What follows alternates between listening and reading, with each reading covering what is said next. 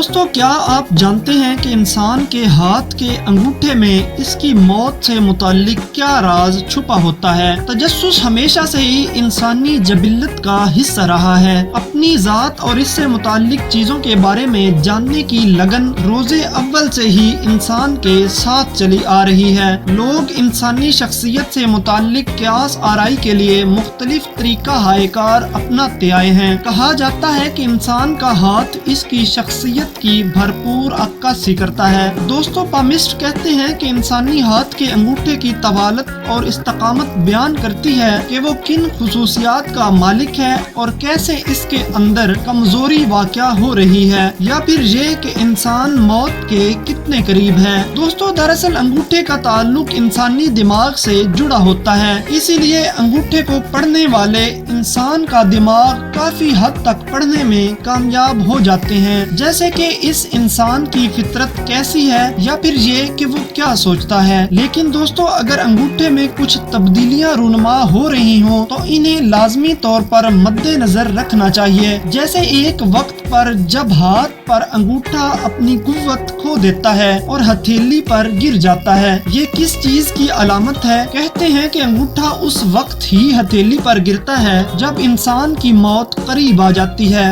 دلائل کی طاقت نہیں رہتی اور قوتیں جواب دے جاتی ہیں۔ لیکن اگر انگوٹھے میں لرزش اور نقاہت پیدا ہو رہی ہو تو موت قریب نہیں ہوتی، بلکہ اس سے یہ مطلب لیا جاتا ہے کہ قوتیں بیماری کے باعث عارضی طور پر جواب دے رہی ہیں۔ جسم اور دماغ میں دلائل کی قوت باقی ہے، علامات عارضی ہیں اور جلد ختم ہو جائیں گی۔ دوستو اس حوالہ سے یہ بھی کہا جاتا ہے کہ چھوٹے، موٹے اور بھدے انگوٹھے والے افراد اپنے کاموں کو جنونی انداز میں زبردستی حل کرنے کی صحیح کرتے ہیں اور ان کی عادات میں تحمل نہیں ہوتا، جبکہ اس کے برعکس خوبصورت انگوٹھے والے افراد اچھی عادات کے حامل ہوتے ہیں، مہذب ہوتے ہیں اور ہمیشہ ذہانت سے کام لیتے ہیں۔ ناظرین امید کرتے ہیں کہ آپ کو آج کی یہ ویڈیو اچھی لگی ہوگی۔ مزید ایسی دلچسپ اور معلوماتی ویڈیوز کے لیے چینل کو سبسکرائب کر کے بیل آئیکن دبا دیں۔ اگلی ویڈیو تک کے لیے اللہ حافظ۔